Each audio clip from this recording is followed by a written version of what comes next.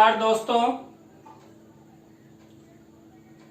CDRK Saini BEd classes में आप सभी का स्वागत है।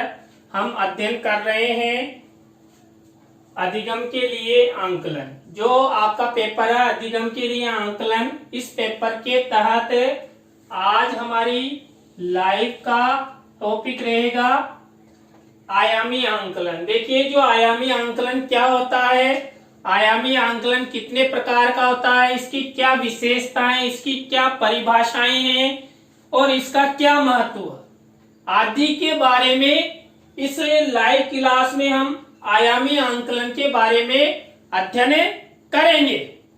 तो देखिए, जो आयामी आंकलन है, आयामी आंकलन का संबंध शिक्षण अधिगम प्रक्रिया। देखिए, आयामी आंकलन का संबंध शिक्षण अधिगम प्रक्रिया या विद्यालय व्यवस्था या शिक्षा व्यवस्था संबंधी पक्ष के विशेष आंकलन से होता है। देखिए, जो आयामी आंकलन है, शिक्षण अधिगम प्रक्रिया, विद्यालय व्यवस्था या शिक्षा व्यवस्था संबंधी जो भी पक्ष होते हैं, उन सभी पक्षों का इस आंकलन से विशेष आंकलन किया जाता है, क्योंकि यहाँ पर जो आयाम होते हैं वो विकसित किए जाते हैं और उनके द्वारा समस्या का समाधान किया जाता है। देखिए, उदाहरण में जैसे यदि किसी छात्र की गणित एवं विज्ञान विषय को छोड़कर सभी विषयों में रुचि है, तो उस समस्या का हल आयामी आंकलन द्वारा किया जाता है। देखिए, जो आयाम होते हैं वो आयामी आंकलन के माध्यम से जो दो विषय किसी छात्र को पढ़ना नहीं आता है या परेशानी है, तो वो बहुआयामी नहीं हुआ। तो इसके लिए आयामी आंकलन के द्वारा उस छात्र को गणित एवं विज्ञान विषयों में भी रुचि और उसकी समस्याओं को दूर करने का प्रयास किया जाता है।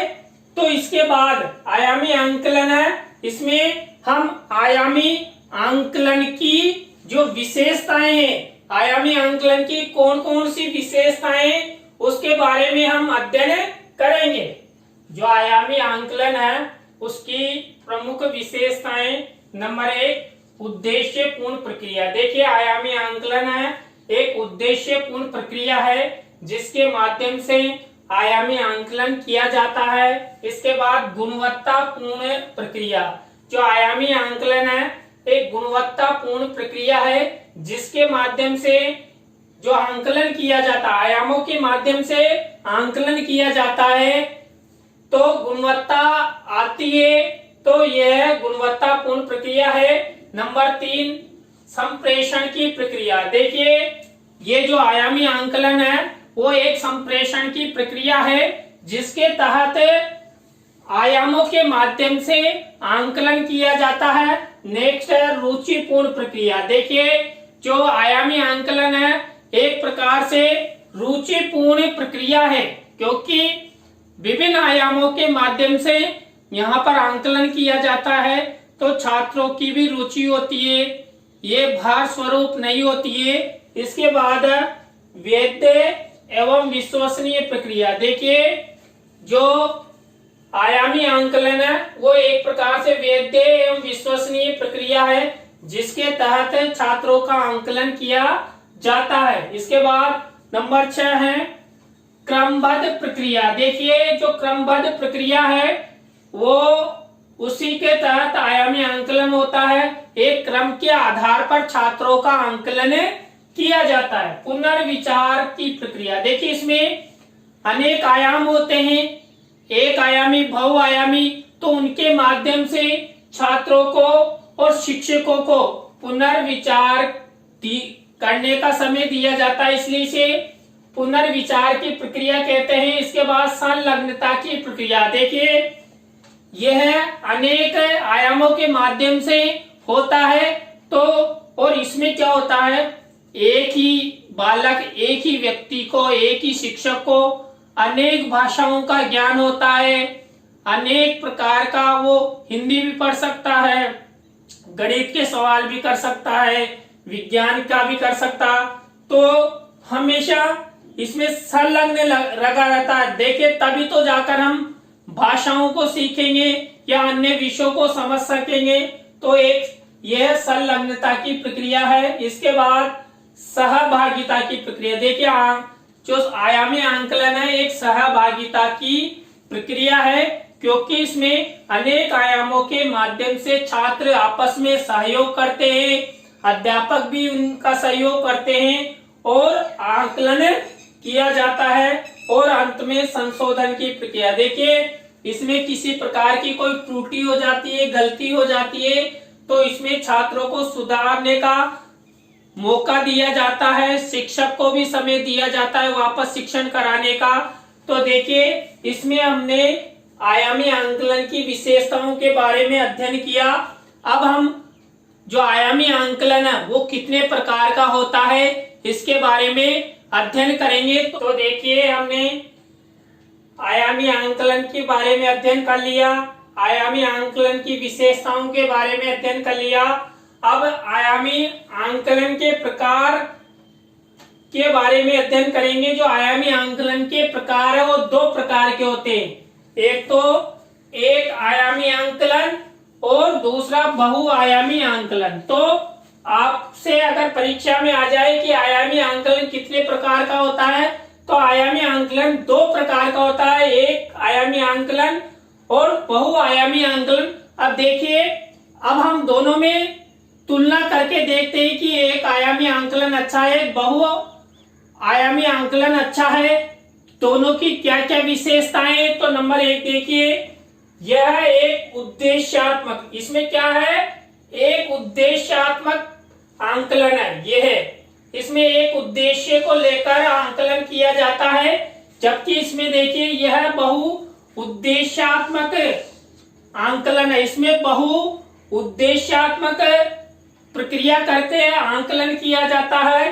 दूसरा अंतर देखिए, ये एक निश्चित बिंदु या विषय पर ध्यान केंद्रित किया जाता है। देखिए इसमें छात्र क्या करते हैं, एक विषय पढ़ते हैं या किसी भी एक टॉपिक पर अध्ययन करते हैं, जबकि यहाँ देखिए यहाँ बहुत सारे बिंदु या विषयों पर एक साथ ध्यान केंद्रित किया जाता है। तो इसमें हम बहुआयामी आंकलन में एक साथ अधिक विषयों पर ध्यान नहीं रख सकते। इसके बाद नंबर 3 है वैध एवं विश्वसनीय आंकलन। देखिए सबसे अच्छा, सबसे बेस्ट आंकलन है एक आयामी आंकलन। ये वैध भी है और विश्वसनीय भी है। लेकिन जो बहुआयामी आंकलन है वो वैध तो है, ये तो सही है, लेकिन अविश्वसनीय है। तो इस दृष्टि से जो बहुआयामी आंकलन है वो अच्छा नहीं है। नंबर 4, एक बिंदु या एक विषय का आंकलन करना आसान। देखिए जब हमारी परीक्षा होती है या छात्रों की हम परीक्षा लेते हैं तो एक दिन में एक ही विषय की परीक्षा ली जाती है। जब आपके पेपर होंगे या आप द्वारा जब कक्षा में छात्रों की परीक्षा ली जाएगी तो एक समय में एक ही बिंदु या एक ही विषय की परीक्षा लेनी होगी, क्योंकि देखिए इसमें परीक्षा देना, आंकलन करना आसान होता है। और देखिए यहाँ पर बहुआयामी आंकलन में अनेक बिंदु या विषयों का एक साथ आंकलन करना कठिन होता है। बिल्कुल सही है, एक साथ हम अधिक कार्य नहीं कर सकते। और हमने मनोविज्ञान में पढ़ा है कि हम एक साथ दो कार्य करते हैं तो दोनों की कार्य क्षमता, कार्य करने की क्षमता घट जाती है। एक एक काम करते हैं तो कार्य क्षमता अधिक बनी रहती है। तो इसके बाद 5वां देखिए, शिक्षक के लिए सुलभ्य आंकलन। देखिए जब यहाँ पर एक आयामी में एक ही विषय, एक ही बिंदु को लेकर हम जब आंकलन करते हैं तो ये शिक्षक के लिए बहुत उपयोगी है। लेकिन यहाँ देखिए शिक्षक के लिए कठिन आंकलन है। एक साथ शिक्षक भी इतनी बहुआयामी रूप से परीक्षा नहीं ले सकता, वो एक बार में एक ही विषय की परीक्षा ले सकता है।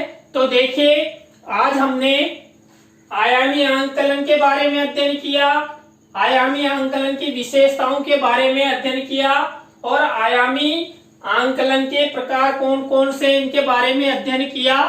तो नेक्स्ट लाइव क्लास में नए टॉपिक के साथ फिर मिलेंगे। धन्यवाद।